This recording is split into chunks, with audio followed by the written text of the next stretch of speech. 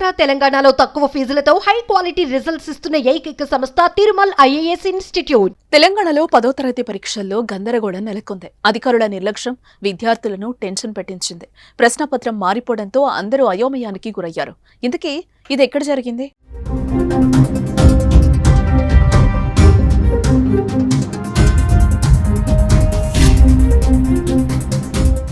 శుక్రవారం నుంచి తెలంగాణలో 10వ తరగతి పరీక్షలు మొదలయ్యాయి. షెడ్యూల్ ప్రకారం ఉదయం 9:30 నుంచి మధ్యాహ్నం 12:30 వరకు తెలుగు పరీక్షను నిర్వహించారు.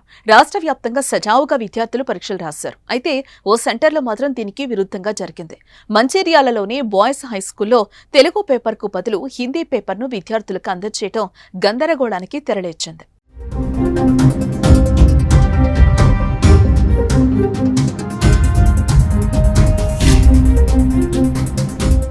మొదటి పరీక్ష కావడంతో అప్పటికే విద్యార్థులంతా కాస్త టెన్షన్లో ఉండి కూర్చున్నారు.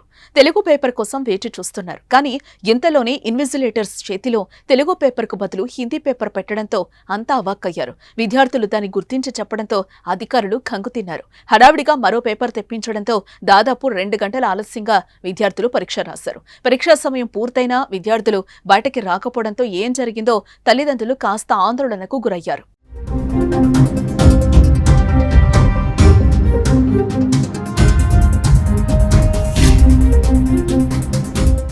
అధికారుల నిర్లక్ష్యంపై తీవ్ర విమర్శలు వ్యక్తమవుతున్నాయి. విషయం తెలిసి ఎగ్జామ్ సెంటర్కు వచ్చిన జిల్లా కలెక్టర్ దీపక్ విద్యా అధికారుల తీరుపై సీరియస్ అయ్యారు. ప్రశ్నాపత్రాల విషయంలో సిబ్బంది నిర్లక్ష్యం, పరీక్ష ఆలస్యంపై కలెక్టర్ ఆగ్రహం వ్యక్తం చేశారు.